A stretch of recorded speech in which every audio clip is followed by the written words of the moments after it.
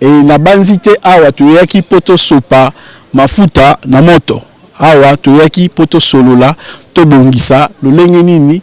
biso tokoki komema oyo ya biso apport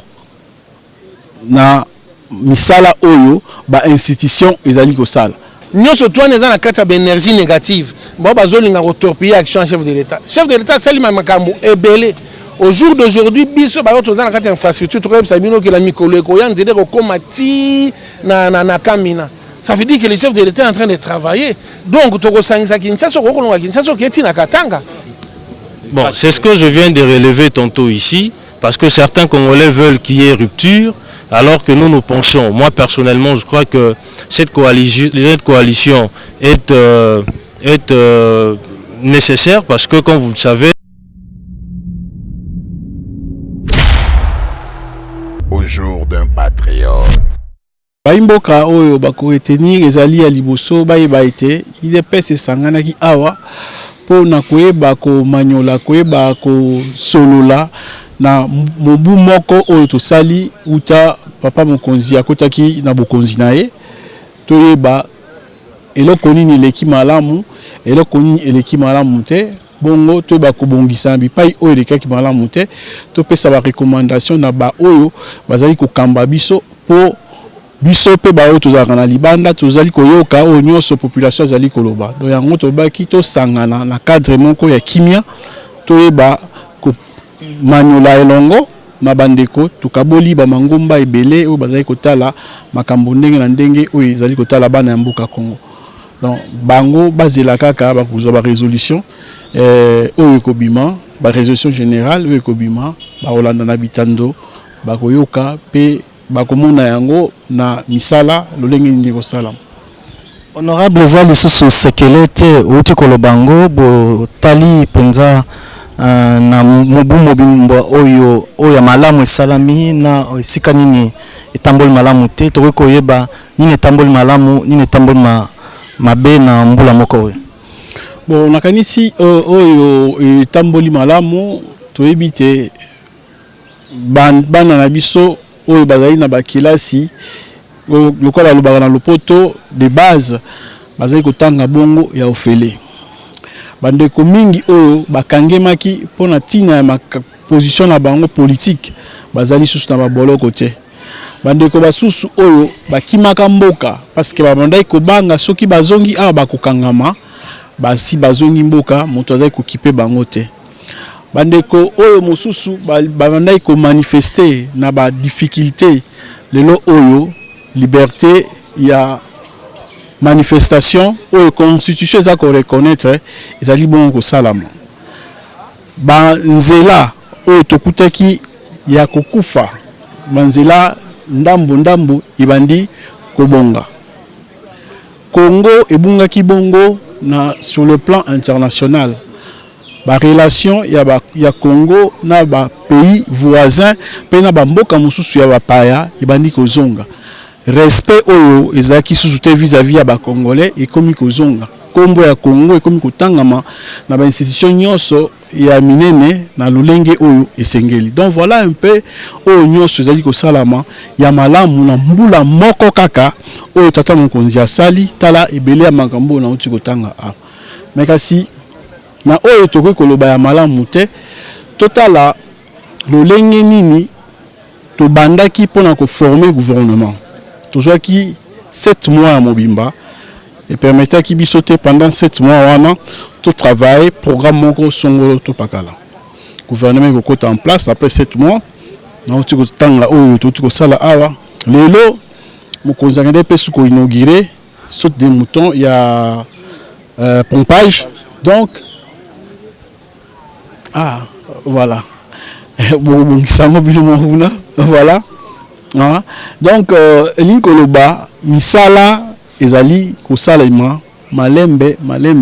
Mboka, Ebani, Kozonga, na Bipai, Oyo, Sengeleki, Ezala Penza. Donc, voilà un peu, Oyo, Tori Koloba, Mabe à solo, les Angakate, peut-être dans le dossier Moussousou, il y a Mike Koloba, Awa, Oitali, Bana Bazali Mingi, Nakatia ba classe, Bana Baza Ebele, ba place Ezate, ce n'est que normal. déjà tu as un problème, il y a classe, la salle de classe, tu as sous 2 500 000 ban. Déjà, problème on les a résolu, donc il crée ce problème. Mais il fallait commencer quelque part.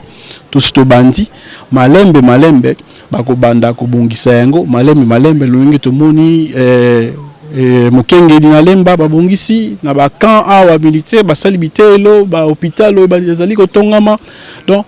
makambo ko kende malema mbula moko ya solo bana mosusu pe abota makambula mobimba atamboli pe nanu te donc alobi pe nanu te azaka ya konguluma mais oyo ya biso na mobu moko tosali makambo oyo esengeli na climat moko pe lisusu peut-être oyo ya malamu te sur le plan international économie est un peu balancée mamboise belé mais kasi toza ko tambola malembe kasi pona climat tata mokonzi ya mboka na visite na libanda mboka lobeli yango ete ezali na bayemboka surtout na côté ya FCC bazali ko tela ye mwa bakal pe alobi akoya na biki rouge. Mais eux cité en côté parmi ba kokoso.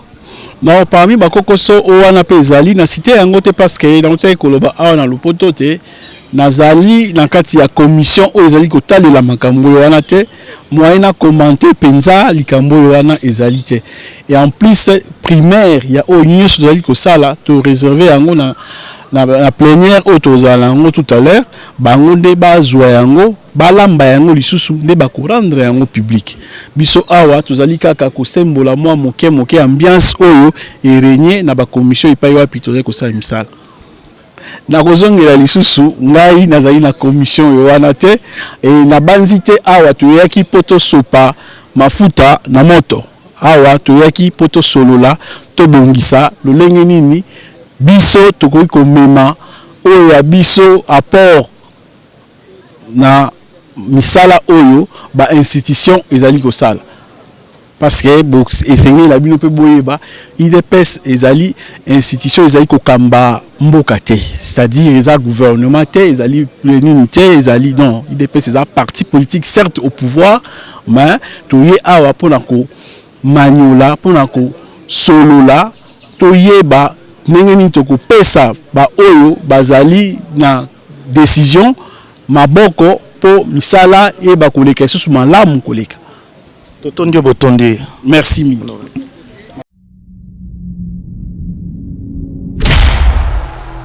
Au jour d'un patriote. Ce qu'on peut retenir, c'est que,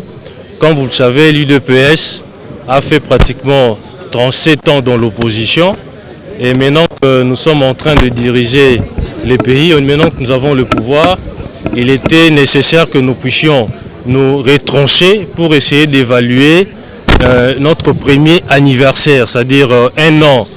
de l'exercice du pouvoir au sommet de l'État. Il fallait bien entendu que nous puissions voir qu'est-ce qui a marché, qu'est-ce qui n'a pas marché, et ce qui n'a pas marché, que nous puissions corriger les tirs pour que l'année 2020, qui a été consacrée par le président de la République comme étant l'année de l'action, le soit réellement. Voilà pourquoi nous nous sommes retranchés. Et moi personnellement, j'étais dans la sous-commission juridique. On a essayé de passer en revue toutes les promesses faites par les présidents qui cadrent avec le volet juridique. Essayer de voir le président a-t-il tenu justement ces promesses, qu'est-ce qui a été réalisé, qu'est-ce qui n'a pas été réalisé, et qu'est-ce que nous devons proposer au président de la République pour que, si par exemple il y aura une modification de certains articles de la Constitution, que nous puissions déjà envisager cela. S'il y aura des textes de loi qui doivent être mis à la disposition du président pour lui permettre de bien travailler, nous allons aussi nous y atteler pour que l'année 2020 soit réellement l'année de l'action, pour qu'il puisse réellement bien travailler. Parce que comme vous le savez, la population congolaise nous attend au tournant. Nous, UDPS, nous serons sévèrement sanctionnés en 2023 si jamais on arrive à rencontrer les attentes de nos populations. Et la population ayant vécu dans une misère incommensurable, il est vraiment nécessaire que nous, qui avons toujours critiqué tous les régimes qui nous avaient précédés, que nous puissions faire autrement les choses. C'est-à-dire répondre aux desiderata de nos populations, rencontrer leurs problèmes, apporter des solutions efficaces pour que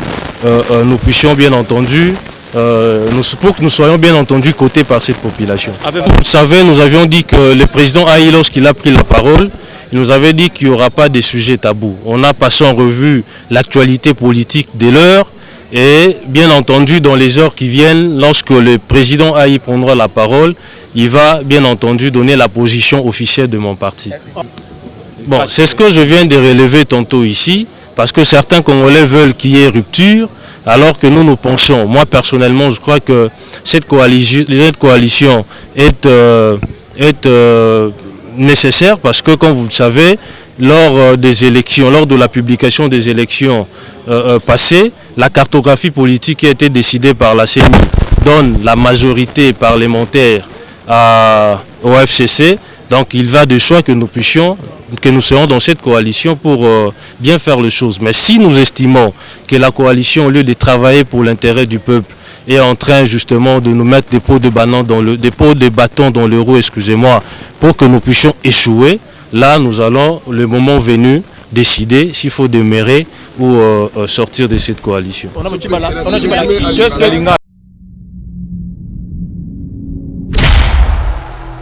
Au jour d'un patriote.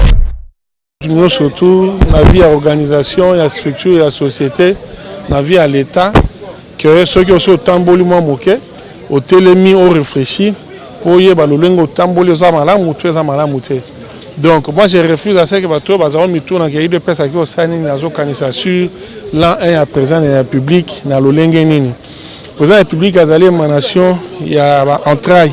il y a eu des pèses, et à ce titre, l'UDPS, où il y a qui s'est raté, dans le Congo, va réfléchir sur tout le va critiquer ma président, ça là, c'est réserve aussi les droits, il y a réfléchir, n'est-ce pas, sur l'an 1, il y a président de la République. Alors, tous ceux qui dans ma solo, on a reconnu ça, le lengeni ni l'an 1 il y a président de la République et l'équipe.